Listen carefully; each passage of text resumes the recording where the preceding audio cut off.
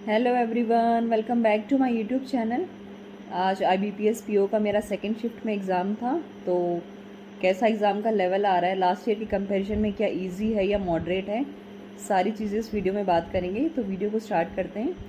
Total मैंने 71 attempts किए हैं।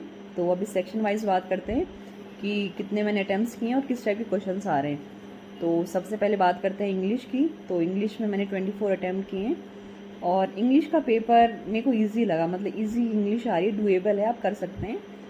उसमें 3 से 4 वर्ड्स आपके क्वेश्चन थे और सेंटेंस रीअरेंजमेंट था, वो भी काफ़ी इजी था कि एक बार आप रीड करेंगे, अगर आपने पेयर बना लिया तो आप इजीली कर लेंगे, आपको उसमें ऑप्शन देखने की भी ज़रूरत नहीं थी।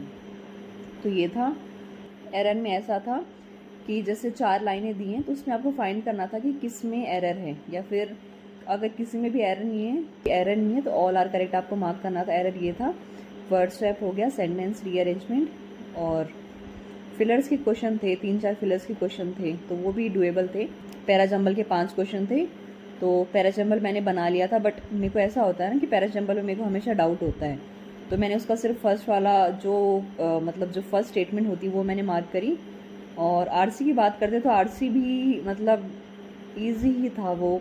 मतलब ऐसे नहीं है कि डायरेक्ट क्वेश्चन आपको देखने को नहीं मिलेंगे उसमें, कि जैसे क्लैरिकल में होता है कि आपने कोई कीवर्ड देखा और वहाँ पर जाके आप उसको रीड करेंगे तो हो जाएगा, ऐसा नहीं था। थोड़ी डीप अंडरस्टैंडिंग मांग रहा था वो, तो मेरे हिसाब से ईजी आई थी। और बाकी की शिफ्ट में भी आप देख सकते हैं कि इसी टाइप की इंग्लिश आएगी अभी। और मैथ्स की बात करते हैं। मैथ्स में मैंने 16 अटैम्प्ट किए हैं।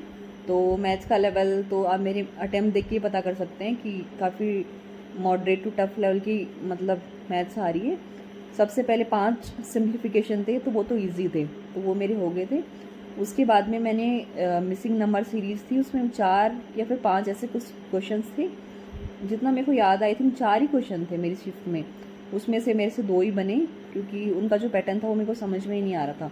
उसके बाद में मैंने एक DI उठाई, वो DI इतनी ज़्यादा लेंथी थी कि मुझसे बनी ही नहीं, तो मैंने छोड़ दी वो। फिर उसके बाद में एक DI लास्ट में थी, तो वो मैंने करी, वो भी बहुत लेंथी थी, बट ये है कि सारी चीज़ें तो नहीं छोड़ सकते, तो मैंने वो करी तो हो गई थी वो। उसके बाद में आपको कंपैरिजन जो डेटा सफिशिएंसी वाले क्वेश्चन हैं वो मिलेंगे। मेरी शिफ्ट में तो थे कि एक स्टेटमेंट दी, दूसरी स्टेटमेंट दी, उनको कंपेयर करना था कि कौन सी बड़ी है कौन सी छोटी, आई थिंक ऐसा ही कुछ तो था।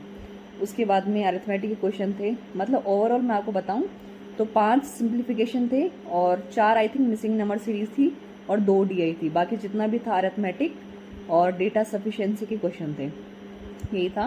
कैसलेट मेरी शिफ्ट में नहीं आई थी, बस 2 DI थी और सिंप्लीफिकेशन 5 सिंप्लीफिकेशन और 4 नंबर सीरीज़, बस इतना ही था। और इसमें मैंने 16 अटैम्प्ट किया। पेपर का लेवल मेरे को तो बहुत टफ लगा, क्योंकि आप पता नहीं, शायद मेरी इतनी ज़्यादा प्रैक्टिस नहीं हो पा रही उस वजह से, बट जितने मेरे आसपास में जितने लोगों से मैंने पूछा तो सब यही बता रहे थे कि मैथ्स काफ़ी टफ आ रही है, उनके अटैम्प्ट्स भी इसी टाइप के थे। तो अभी बात करते हैं रीजनिंग। रीजनिंग में मैंने 31 अटैम्प्ट्स किए हैं, तो रीजनिंग मेरे को डुएबल लगी। रीजनिंग में सबसे पहले जो क्वेश्चन, मतलब मैंने स्टार्टिंग में 3 से 4 क्वेश्चंस थे, उनको मैंने छोड़ के फिर मैंने पजल स्टार्ट करी थी। और वो मेरी जो पजल थी, पजल मतलब मेरे को ईजी लगी, वो सिंगल पॉसिबिलिटी में मेरी पजल बन गई थी। मतलब ऐसा था कि मैं दो पॉसिबिलिटी ले रही थी, बट जैसे सिंगल पॉसिबिलिटी में मैंने बनाई और मेरी मेरी वो पजल बन गई थी। जो पहली पजल मैंने बनाई थी वो मंथ बेस पजल थी, उसमें 6 लोग बैठे हुए थे और 3 मंथ दिए थे, और इसमें डेट आई थिंक 7 और 16 ऐसे कुछ डेट थी। तो इसमें एक सिंगल वेरिएबल के साथ में थी वो पजल, वो मैंने बना ली थी। उसके बाद में एक फ्लोर बेस पजल थी, लास्ट में 9 पर्सन्स बैठे हुए थे, तो वो भी मैंने बना ली थी। और एक लीनियर बेस पजल थी, उसमें इन आउट करके पर्सन्स बैठे हुए थे, तो एक ये पजल थी। आई थिंक 3 या फिर 4 पजल थी, जितना मेरे को उतना अच्छे से याद नहीं आ रहा है। जो याद था मैंने पजल के बारे में बता दिया अभी। और इनइक्वालिटी के 3 से 4 क्वेश्चन थे, वो तो ईजी थे। और सिलॉग के भी 3 से 4 क्वेश्चन थे। उसके बाद में डायरेक्शन एंड सेंस पे क्वेश्चन था।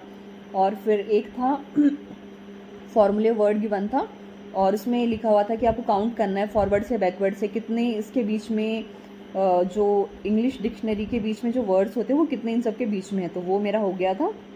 बाकी मैंने 31 किए हैं, 4 क्वेश्चन मैंने छोड़ दिए क्योंकि टाइम ही नहीं था। इसमें मेरे 21 अटैम्प्ट्स हुए हैं और मैथ्स में मेरे 16 हैं। मैथ्स में आई नो कम है, बट जो पेपर का लेवल था उसके हिसाब से ठीक है। और रीजनिंग है उसमें मेरे 31 है। तो ऐसे करके टोटल मेरे 71 अटैम्प्ट्स हुए। अभी ये देखते हैं मार्क्स कितने आते हैं। मतलब प्रीलिम्स तो क्लियर हो ही जाएगा, इतना कॉन्फिडेंस तो है कि प्रीलिम्स तो क्लियर हो जाएगा। और अभी बात करते हैं कट ऑफ की। तो कट ऑफ प्रेडिक्ट नहीं कर सकते हैं क्योंकि अभी तक सिर्फ आज फर्स्ट डे था, फर्स्ट डे की एग्ज़ाम्स ही हुई हैं। अभी 30 को एग्ज़ाम है, उसके आगे भी एग्ज़ाम है, वो सब अपन देखेंगे तभी बता सकते हैं कि कट ऑफ कितनी जाएगी। बट जो पेपर का लेवल है वो बहुत सही लेवल आ रहा है। तो आप अभी क्या करो, जिनका 30 तारीख को एग्ज़ाम है उनको मैं यही बोलूँगी कि इंग्लिश और रीजनिंग तो आप कर लोगे, बट मैथ्स के लिए आप अलग से सेक्शन मॉक लगाओ क्योंकि मैथ्स बहुत तगड़ी आ रही है। जैसे RRB PO में आई थी, सबके होश उड़ा दिए थे, उसी टाइप की मैथ्स आ रही है। मैथ्स में तो समझ में ही नहीं आ रहा है। तो पेपर का लेवल आपको कैसे लगा आप कमेंट करके बताना, कितने आपके अटैम्प्ट्स हुए। तो मिलते हैं नेक्स्ट वीडियो में, तब तक के लिए अच्छे से पढ़ते रहिए। और 30 तारीख को जिनका एग्जाम है सेक्शन मॉक आप मैथ्स के दो और रीजनिंग के भी आप दे सकते हो, बट मैथ्स का तो आपको देना कंपलसरी है क्योंकि जो मैथ्स है वो बहुत अच्छे लेवल की आ रही है, तो उसको आपको अच्छे से प्रैक्टिस करनी पड़ेगी अभी।